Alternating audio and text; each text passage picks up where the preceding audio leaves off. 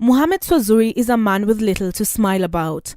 The scowl he wears behind his desk and the complaints piled high on the very same desk, a depiction of the great burden he bears as bearer of the office of the National Land Commission.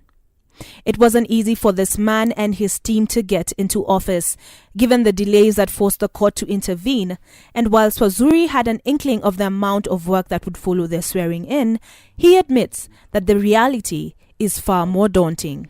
It is more than what we expected, because now we have come to see the overwhelming mandate of the commission. It's difficult with all that nebulous mandate. It's very, very difficult. So you'll find there are even some things which are happening, you see in the media, where you are supposed to participate, but because of the fact that we are still laying down the groundwork, we just let these things pass and follow them up after. Definitely, it's a challenging job. 6 months on, the Commission is still trying to synchronize the numerous legislation that governs land use in the country. Because now we have now looked at the mandate as provided for in all the almost 6 documents. He is, however, optimistic that the Commission will have all this legislation working in harmony in 3 months' time. That one is going to take some time, and we expect that by the end of November or so, everything will be put in place, because every regulation we make, every procedure we undertake must be taken through Parliament, and therefore we are ready. We are almost ready to present some of the legislation that is required at the initial level. Another piece of legislation the Commission is eager to get off the building blocks is that which concerns the eviction and resettlement of squatters, especially as President Uhuru Kenyatta was forced to intervene as late as last month in the forceful eviction of hundreds from the disputed Narasha in Naivasha. Secondly, we issued a notice about squatters, requiring people to take caution when they are either evicting or allowing squatters to stay in their plots or parcels of land. And because we notice that there are so many evictions which are occurring, some of them procedural, others not, and therefore we are trying to say, can they wait for the law that is being prepared?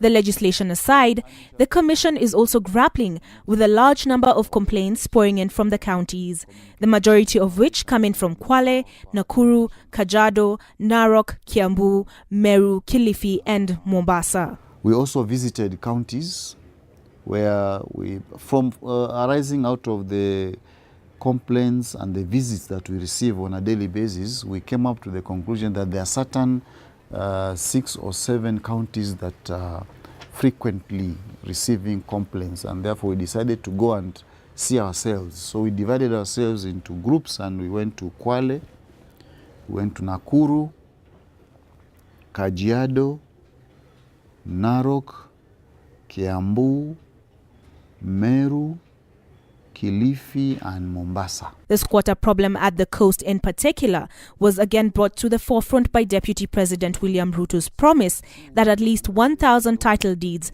will be issued to coast residents by year's end. A promise former Prime Minister Raila Odinga says the executive has no right to make, as it is usurping the role of the National Land Commission and is using it to gain political mileage. Most of the functions, other than advisory and policy overseeing of policy implementation in the land sector, by and large all the other functions are now with the National Land Commission. But what is happening with this issue of the 60,000 is that before the commission came in, the Ministry of Lands had embarked on adjudication schemes and settlement schemes, for which not everybody had been given their title deeds in the coast province. So an idea came that, well, why don't we clean up remnants that were there before the commission now starts making these new grants and so on under the new laws and the new procedures which we are still working on. Mohammed has, however, taken the Deputy President's side, arguing that there is nothing wrong with allowing processes that began before the commission was instituted to continue. we think that is okay, because there's nothing wrong with giving out what had been promised a long time ago for those who had not collected for one reason or the other. There's nothing wrong, provided that they followed even the law or the procedures. Then we have no objection. But even as he sides with the deputy president, Swazuri says his commission will adhere to the letter of the law when handling land disputes touching on those highly placed in government. Objection. But from now on, of course, it will be the National Land Commission. We can now declare a certain place that we are going to we are going to adjudicate this area. It will no longer be the ministry, it is us who are going to do that. If we have to declare a settlement scheme after today, it is us who are going to declare, and then they will be issued under our name. Only a month ago, the High Court directed the deputy president to return land he was accused of grabbing in the post-election violence of 2007-2008.